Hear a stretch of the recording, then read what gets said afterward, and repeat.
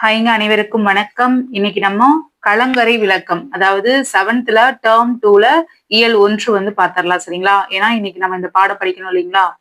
Okay. இது வந்து 3rd week study பிளான்ங்க.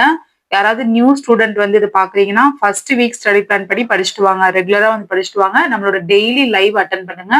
ஓகேங்களா? ஏன்னா நான் டெய்லி வந்து ரிவிஷன் கொடுத்துட்டே வரும்போது உங்களுக்கு கடைசி வரைக்கும் அந்த பாயிண்ட்ஸ்லாம் ஞாபகம் இருக்கிறதுக்கு ரொம்ப யூஸ்ஃபுல்லா இருக்கும். சரிங்களா?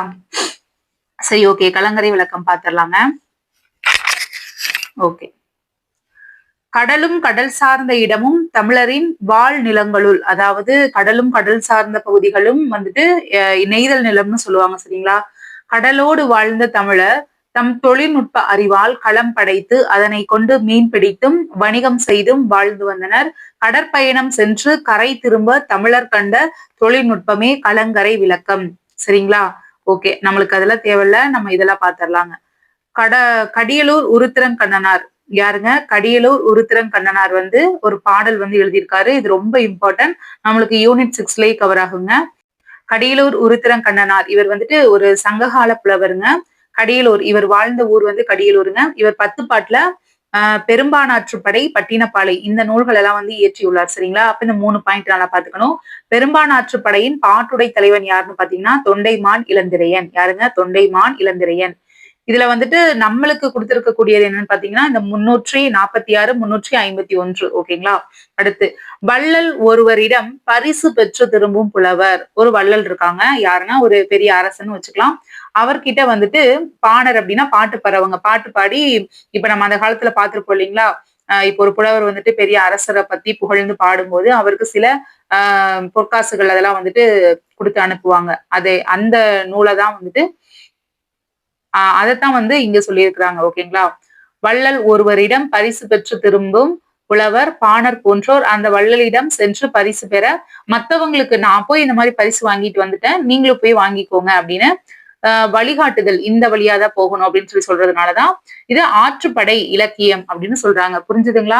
அப்போ வந்துட்டு கடியலூர் உருத்திரன் கண்ணனார் வந்துட்டு சங்ககால புலவர். எங்க வாழ்ந்தாருங்க? கடியலூர்ல. இவர் பெரும்பானாற்றுப்படை, பட்டினப்பாலை இந்த நூல்களை வந்து இயற்றியுள்ளார். பெரும்பானாற்றுப்படையின் பாட்டுடை தலைவன் யாருங்க? தொண்டைமான் இளந்திரையன். ஓகேங்களா? சரிங்க. இப்போ இந்த சொல்லும் பொருளும் பாத்துடலாங்க.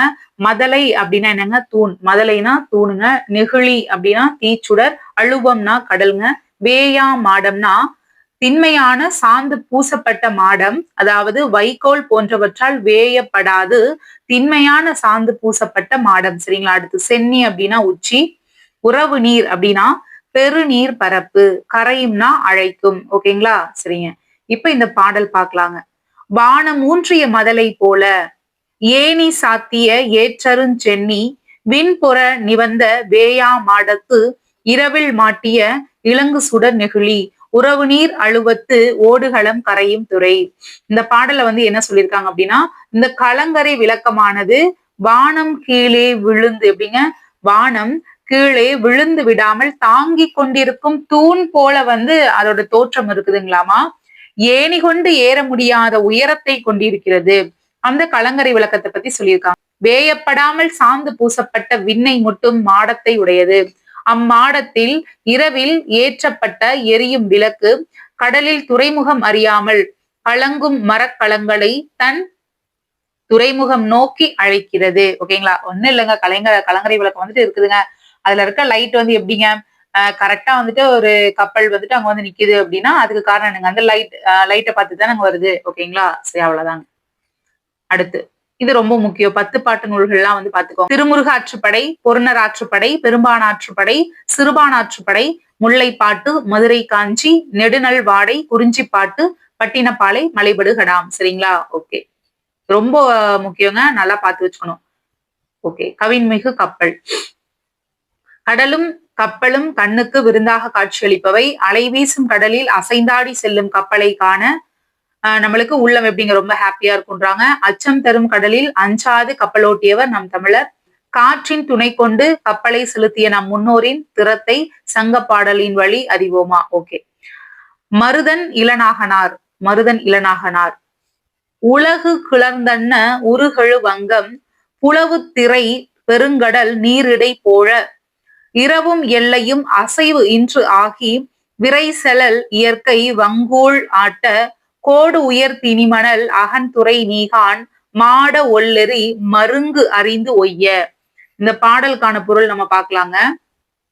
உலகம் புடைபெயர்ந்து போன்ற, அதாவது எப்படின்னா உலகம் வந்துட்டு அப்படியே வந்து எழுந்து வருவது போல அழகு பொருந்திய தோற்றத்தை உடையது அந்த நாவாய். ஓகேங்களா? நாவாய்னா என்னங்க, இங்க நிக்கக்கூடியதாங்க. அது ஒரு பெரிய கப்பல் மாதிரி. சரிங்களா? நாவாய். புலால் நாற்றமுடைய அலை வீசும் பெரிய கடலில் நீரை பிளந்து கொண்டு செல்லும். அது எப்படிங்க? புலால் நாற்றம் அப்படின்னா என்னங்க, மீன் எல்லாம் வந்துட்டு மீன் நண்டு எல்லாமே இருக்கிறதுனால புலால்னா மாமிசம். அந்த ஸ்மெல்லு வந்துட்டு வர்ற, அதாவது அந்த ஸ்மெல் வந்துட்டு அந்த இதுல வருதுங்களாமா, அந்த கடல் அந்த தண்ணியில வந்துட்டு அந்த அலைய, அதாவது அந்த நாற்றமுடைய அந்த அலைய வந்துட்டு பெரிய கடல்ல வந்து நீரை அப்படியே பிளந்து கொண்டு செல்லும். இரவும் பகலும் ஓரிடத்தும் தங்காமல் வீசுகின்ற காற்றானது நாவாயை அசைத்து செல்லும். உயர்ந்த கரையை உடைய மணல் நிறைந்த துறைமுகத்தில் கலங்கரை விளக்கத்தின் ஒளியால் திசை அறிந்து நாவாய் ஓட்டுபவன் நாவாயை செலுத்துவான். புரியுதுங்களா? ஓகே. ஒன்னும் இல்லைங்க, சும்மா நார்மலான ஒரு பாடல் தான் கொடுத்து வச்சிருப்பாங்க. ஓகே. உரு அப்படின்னா என்னங்க, அழகு. கோழ அப்படின்னா பிளக்க. வங்கோல் அப்படின்னா காற்று. நீகான்னா நாவாய் ஓட்டுபவன். வங்கம்னா கப்பல். எல் அப்படின்னா பகல். எல்னா பகல். கோடு உயர்னா கரை உயர்ந்த. மாட ஒள்ளெறினா கலங்கரை விளக்கம். சரிங்களா? ஓகே. மருதன் இளநாகனார் வந்துட்டு ஆல்ரெடி நம்ம கடியலூர் உருத்திரங்கண்ணனார் வந்துட்டு சங்ககால புலவர்னு பார்த்தோம் இல்லைங்களா? அதே போல இவருமே ஒரு சங்ககால புலவர் தான் மருதன் இளநாகனார். கலித்தொகையில் அதாவது மருதத்திணையில் உள்ள 35 பாடல்களையும் பாடியவர் இவரே. மருதத்திணை பாடுவதில் வல்லவர் என்பதால் மருதன் இளநாகனார் அப்படின்னு அழைக்கப்படுறாரு. அகநானூறு 8 தொகை நூல்கள் ஒன்று. புலவர் பலரால பாடப்பட்ட 400 பாடல்களை கொண்டது. இந்நூலினை நெடுந்தொகை அப்படின்னு சொல்றாங்க. இதுல வந்து எத்தனையாவது பாடல் வந்து இருந்திருக்காங்க? 255. சரிங்களா? ஓகே. மருதன் இளநாகனார் யாருங்க? சங்ககால புலவர்ல ஒருத்தர். கலித்தொகையின் மருதத்திணையில் உள்ள 35 பாடல்கள், என்னங்க 35 பாடல்களை வந்து பாடியிருக்காரு. கலித்தொகையில் மருதத்திணை, நல்லா கவனிக்கணும், 35 பாடல். மருதத்திணை பாடுவதில் வல்லவர் அப்படிங்கிறதுனாலதான் இவரை மருதன் இளநாகனார் அப்படின்னு சொல்றாங்க. அகநானூறு அப்படிங்கிறது 8 தொகை நூல்கள்ல ஒன்று. புலவர் பலரால பாடப்பட்ட 400 பாடல்களை கொண்டது. இந்நூலினை நெடுந்தொகை அப்படின்னு சொல்லுவாங்க. சரிங்களா? அப்ப 8 தொகை நூல்கள். இதுக்கு முன்னாடி 10 பாட்டு நூல்கள் பார்த்தோம், அது நல்லா மனப்பாடம் பண்ணிக்கோங்க. 8 தொகை நூல்களையும் மனப்பாடம் பண்ணி தான் ஆகணுங்க. யூனிட் 6ல வந்து டைரக்டா நம்மளுக்கு கவர் ஆகக்கூடியது. சரிங்களா? ஜிஎஸ்ல நற்றிணை, குறுந்தொகை, ஐங்குறுநூறு, பதிற்று 10, பரிபாடல், கலித்தொகை, அகநானூறு, புறநானூறு 8ஐயும் வந்து நல்லா பாத்துக்கணுங்க. அடுத்து தமிழரின் கப்பற்கலை. இது ரொம்ப இம்பார்ட்டன் ஆனது வந்து சிலபஸ்ல நம்மளுக்கு, நம்ம சிலபஸை வந்து பாத்துட்டே இருக்கணும் அடிக்கடி. கவர் ஆகுறது அப்படியே டைரக்டா வரீங்க. இது வந்து யூனிட் 6க்கெல்லாம் வந்துட்டு கேட்பாங்க, அப்படியே வந்து கேட்டு வச்சிருவாங்க டைரக்டா. ஜிஎஸ்லயே கேட்பாங்க. தமிழ்ல வந்து பாத்தீங்கன்னா இதற்கு வெவ்வேறு பெயர்கள் இருக்கும் பாருங்களேன். இது வந்து கேட்பாங்க. ரொம்ப இம்பார்ட்டன்ட் இது. வேற என்ன, இது இங்க இருக்குது பாருங்க. இது இது எல்லாமே ரொம்ப ரொம்ப இம்பார்ட்டன்ட் தான். இந்த ரெட் கலர்ல இருக்கக்கூடியது எல்லாம். சரிங்க. நான் ஒரு டைம் தமிழரின் கப்பற்கலை. பயணம் செய்வதில் தமிழர்களுக்கு எப்போதும் பெரு விருப்பம் உண்டு. பயணம் தரைவழி பயணம், நீர்வழி பயணம், வான்வழி பயணம் அப்படின்னு 3 வகைப்படும். நீர்வழி பயணத்தை உள்நாட்டு நீர்வழி பயணம், கடல் வழி பயணம் அப்படின்னு 2 வகையாக சொல்றாங்க. வானூர்திகள் கண்டுபிடிக்கப்படாத காலத்தில் வெளிநாட்டு பயணத்திற்கு உதவியவையே கப்பல்கள். சரிங்களா? ஓகே. கப்பல் கட்டும், அதாவது கப்பல் கட்டுவது, கப்பலை செலுத்துவதும் மிக சிறந்த தொழில்நுட்பம் சார்ந்த கலைகளாகும். கப்பலை பார்ப்பதும் கப்பலில் பயணம் செய்வது மட்டுமல்லாமல் கப்பலை பற்றி படிப்பதும் உள்ளத்திற்கு உவகை தரும்னு சொல்றாங்க. ஓகே. இது வந்து ஒரு கதை போலதான் வரும். சும்மா வாசிக்கிறேன், கேளுங்க.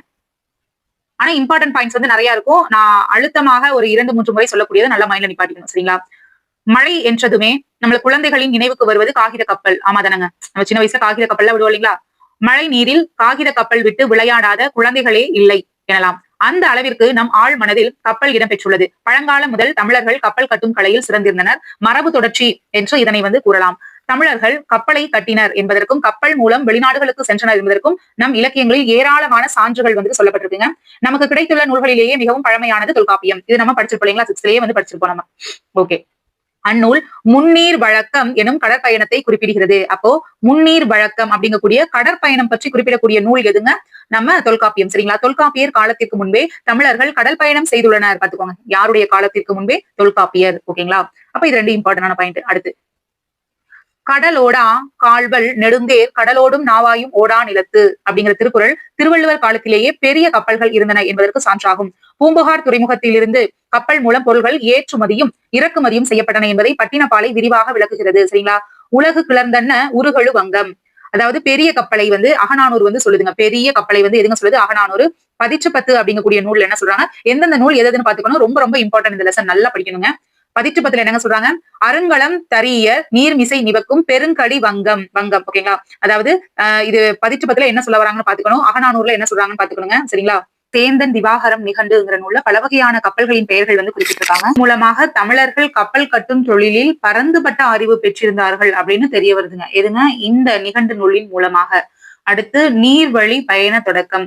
நீர்நிலைகளில் மரக்கிளைகள் மிதந்து செல்வதையும் அவற்றின் மீது பறவைகள் தவளைகள் முதலியன அமர்ந்து செல்வதையும் பழங்கால மனிதன் கண்டான். நீரில் மிதக்கும் பொருள்களின் மீது தானும் ஏறி பயணம் செய்ய முடியும் அப்படிங்கிறது அவர் வந்து கண்டுபிடிச்சிருக்காங்க. மிதக்கும் மரக்கட்டைகள் மீது ஏறி அமர்ந்து நீர்நிலைகளை கடக்க தொடங்கினான். மீன்கள் நம் உடலில் இரு பக்கங்களிலும் உள்ள துடுப்பு போன்ற பகுதிகளை பயன்படுத்தி தண்ணீரை பின்னுக்கு தள்ளி நீந்துவதை கண்டான். தானும் மரத்துண்டுகளை துடுப்புகளாக பயன்படுத்த தொடங்கினான். பிறகு மரங்கள் பலவற்றை இணைத்து கட்டி அவற்றின் மீது ஏறி பயணம் செய்தான். அவையே இன்று வரை வழக்கத்தில் உள்ள கட்டுமரங்கள் ஆகும். அதன் பின்னர் எடை குறைந்த பெரிய மரங்களின் உட்பகுதியை குடைந்து எடுத்துவிட்டு தோணியாக பயன்படுத்தினான். உட்பகுதி தோண்டப்பட்டவை என்பதால் அவை தோணிகள் எனப்பட்டன. ஓகேங்களா? ஓகே, உட்பகுதி தோண்டப்பட்டதுனால அதை வந்து தோணி அப்படின்னு சொல்றாங்க. அடுத்து தமிழர்கள் தோணி, ஓடம், படகு, புனை, மிதவை, தெப்பம் இதெல்லாம் சிறிய நீர்நிலை. அப்ப சிறிய நீர்நிலை கடக்க பயன்படுத்துறதுக்கு எதை யூஸ் பண்ணிருக்காங்க? தோணி, ஓடம், படகு, புனை, மிதவை, தெப்பம். அடுத்து களம், வங்கம், நாவாய் இதெல்லாம் வந்து பெரிய பெரிய லெவல்ல வந்து யூஸ் பண்ணக்கூடியது. களம், வங்கம், நாவாய். ஓகேங்களா? ஓகே, அடுத்து இது பார்க்கலாம்.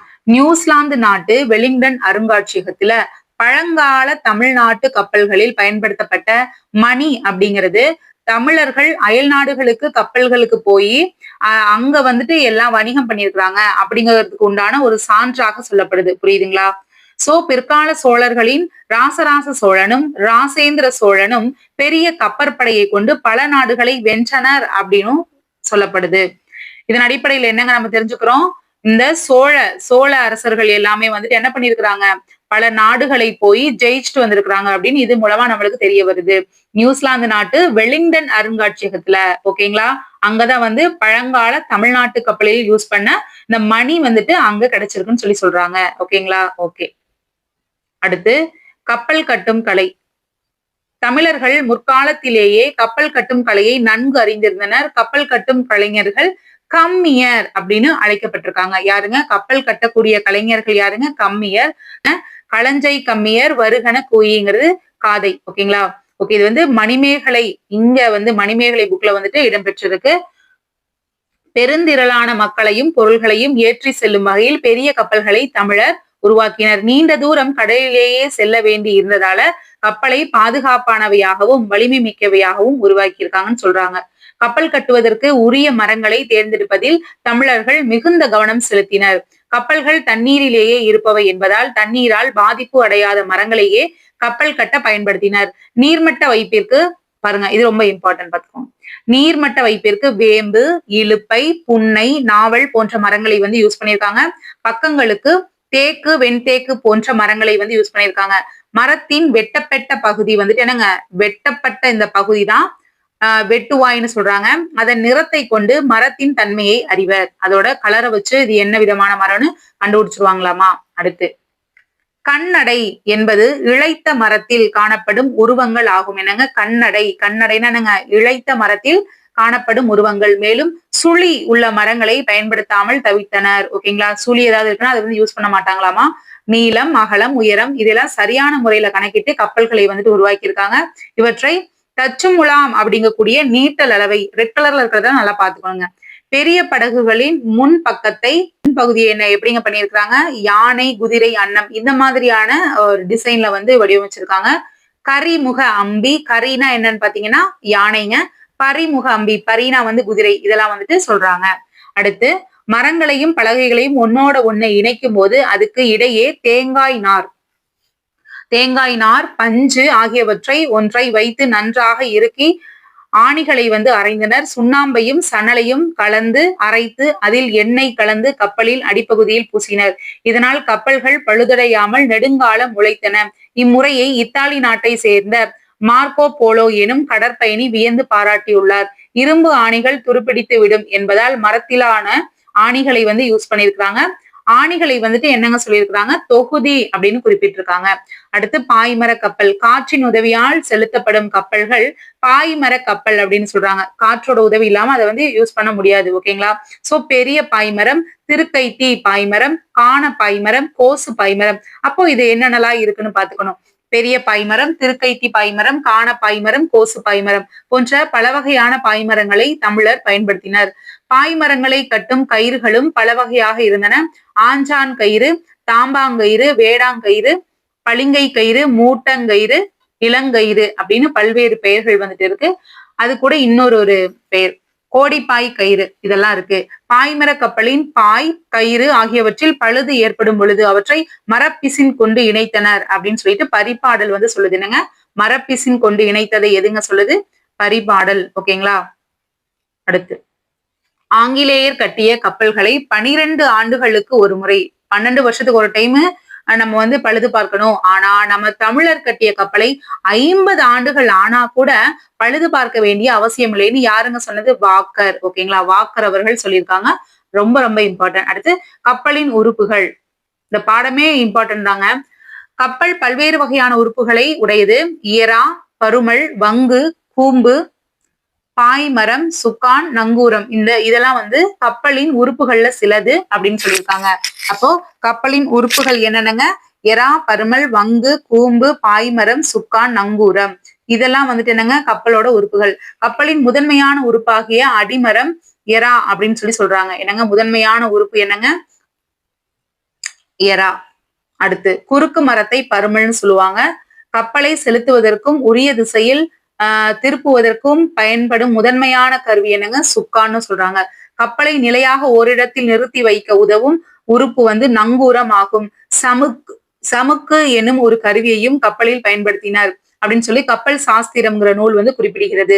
இது காந்த ஊசி பொருத்தப்பட்ட திசை காட்டும் கருவியாக இருக்கலாம் அப்படின்னு ஆய்வாளர்கள் வந்து சொல்றாங்க.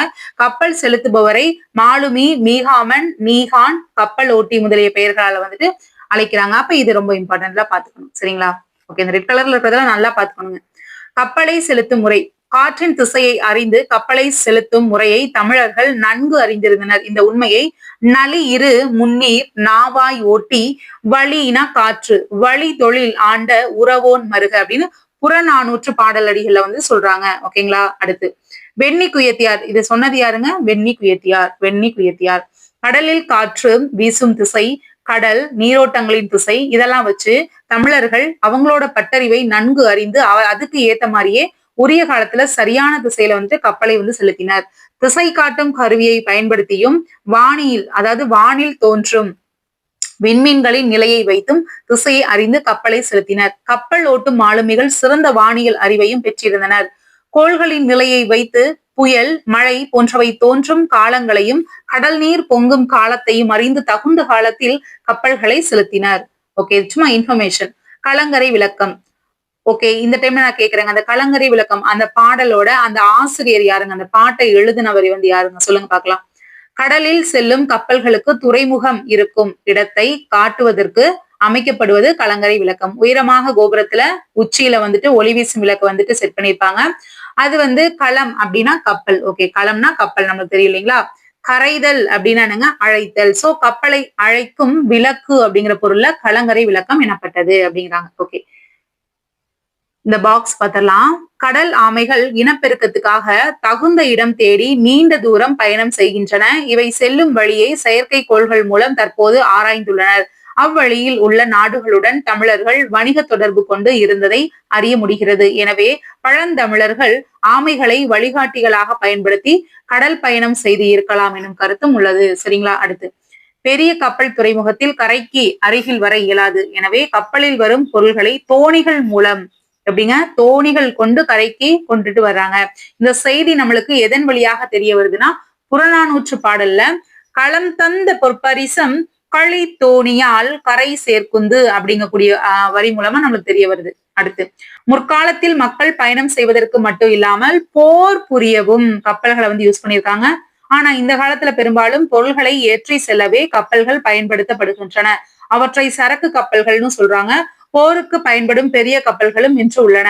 இத்தகைய சீர்மிகு கப்பற்கலையில் நம் முன்னோர் சிறந்து விளங்கினர் என்பது நமக்கு பெருமை அளிக்கிறதுன்னு சொல்றாங்க. ஓகே, அவ்வளவுதான். அப்ப இம்பார்ட்டன்ட் பாயிண்ட்ஸ். தமிழர்கள் சிறிய நீர்நிலையை கடக்க வந்து யூஸ் பண்ணது எதுன்னு சொல்லுங்க பாப்போம். தொல்காப்பியர் கடற்பயணத்தை என்னங்க சொல்றாரு?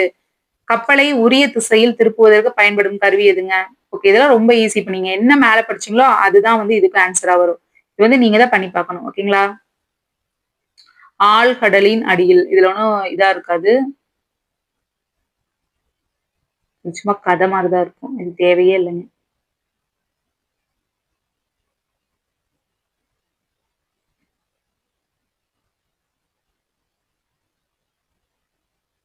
ஓகே. அறிவியல் புனைக்கதைகளின் தலைமகன் அப்படின்னு சொல்லப்படக்கூடியவர் யாருன்னா ஜூல்ஸ் வெர்ன். சரிங்களா? இவர் பிரெஞ்சு நாட்டை வந்து சேர்ந்தவர். அறிவியல் கண்டுபிடிப்புகள் பல கண்டுபிடிக்கப்படுவதற்கு முன்பே அவற்றை பற்றி தமது புதினங்கள்ல வந்து எழுதியிருக்காரு. 80 நாளில் உலகத்தை சுற்றி பூமியின் மையத்தை நோக்கி ஒரு பயணம். இதெல்லாம் வந்துட்டு இவரோட புதினம். அப்ப இவருடைய புதினங்கள் வந்து நல்லா பார்த்து வச்சுக்கோங்க. யூனிட் 6ல வந்துட்டு சங்ககாலம் முதல் இக்காலம் வரை அப்படின்னாலே அவங்க என்னத்த வேணாலும் கேட்கலாம். சரிங்களா? இதுதான் அப்படின்னு சொல்லி குறிப்பிட்டு சொல்ல முடியாது. பட் நம்மளுக்கு புக்ல இருக்கக்கூடியது நம்ம நல்லா படிச்சுக்கணும். கரண்ட் அஃபேர்ஸ்ல என்ன படிக்கணுங்கிறத நான் உங்களுக்கு சொல்றேன். ஓகே. ஆழ்கடலின் அடியில் என்னும் புதினம் குறிப்பிடத்தகுந்த ஒன்று. அதன் மொழிபெயர்ப்பின் சுருக்கம். ஓகே, நம்மளுக்கு இங்க பாடமா கொடுத்திருக்காங்கன்னு சொல்றாங்க. ஓகே, தேவல். ஓகே, நம்மளுக்கு இம்பார்ட்டன்டான இலக்கண பகுதிக்கு வந்துட்டோங்க. இலக்கிய வகை சொற்கள். பூ, வா, அறம், கடிதம், புத்தகம். இந்த சொற்களை வந்து பார்க்கும்போது இதுல முதல் இரு சொற்கள் ஓரெழுத்தை கொண்டவை. அடுத்த சொற்கள் 3, 4, 5 எழுத்துக்களை கொண்டவை. இவை அனைத்தும் பொருள் தருகின்றன. ஆமாதானங்க? அப்போ ஒரு எழுத்து தனித்தும் ஒன்றிற்கும் மேற்பட்ட எழுத்துகள் தொடர்ந்தும் வந்து பொருள் தருவது சொல் எனப்படும்.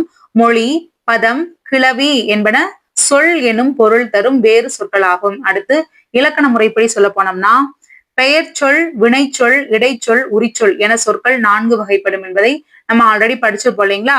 ஓகே. இலக்கிய வகையில் சொற்களை இயற் சொல், திரிசொல், திசைச்சொல், வடச்சொல் அப்படின்னு சொல்லுவாங்க. இலக்கண முறைப்படி 4, இலக்கிய முறைப்படி அதுலயும் 4. அது என்னன்னு பாக்கலாங்களா? இயற் சொல் அப்படின்னு என்னன்னா கடல், கப்பல், எழுதினான், படித்தான். இந்த சொற்களை பார்த்தோம் அப்படின்னா பொருள் இயல்பாகவே வந்து விளங்குது. ஆமா தானங்க? எளிதில் பொருள் விளங்கக்கூடிய வகையில் அமைந்த சொற்கள் இயற் சொற்கள், இயல்பாக புரியக்கூடியது. சோ இயற் சொல் வந்துட்டு பெயர், வினை, இடை, உரி இந்த மாதிரி 4 வகை. இதுலயும் வந்துட்டு 4 வகை இருக்கு, பாத்திரலாங்க. இப்போ மண், பொன் அப்படின்னா உங்களுக்கு டைரக்டா மீனிங் புரியுது இல்லைங்களா? இது வந்துட்டு பெயர் இயற் சொல். நடந்தான், வந்தானுங்கிறது வினை இயற் சொல். அவனை, அவனால் என்பது இடை இயற் சொல். மா நகர் அப்படின்னா மா அப்படின்னா என்னங்க பெரிய அப்படின்னு பொருள்படும். சோ உரி இயற் சொல்னு சொல்றாங்க. அப்போ இந்த இயற் சொல்ல 4 வகை இருக்கு. அது என்னென்னு பாத்துக்கோங்க. எளிதில் படிச்சோடனே உங்களுக்கு மீனிங் புரிஞ்சிச்சு அப்படின்னா அது இயல்பாக அமைஞ்சிருக்கு. சோ இயற்சொல். திரிசொல். வங்கூல், அழுவம், சாற்றினான், உருபயன் இந்த சொற்களை பார்க்கும்போது இது எப்படிங்க இருக்கு? கொஞ்சம் கஷ்டமாதான் இருக்கு இல்லைங்களா? இலக்கியங்கள்ல வரக்கூடியது. இது முறையே காற்று, கடல், சொன்னான், மிகுந்த பையன் இந்த பொருள்படும். ஓகேங்களா? அதாவது கற்றோருக்கு மட்டுமே விளங்குபவையாகவும் இலக்கியங்களில் மட்டும் பயின்று வருபவையாகவும் அமையக்கூடியது திரிசொல். அப்ப படிச்சவங்களுக்கு அது தொடர்பாக இப்ப தமிழ் இலக்கியம் நாங்க படிச்சிருக்கோம் இல்லைங்களா? தமிழ் லிட்ரேச்சர். அப்ப எங்களுக்கு அது என்ன ஏது அப்படிங்கிறது புரியும் அப்படிங்கிறாங்க. வந்துட்டு பெயர், வினை, இடை, உரி அப்படின்னு 4 வகைப்படும். சரிங்களாங்க? அதுல பெயர் திரிசொல். அழுவம்னா என்னங்க? கடல்.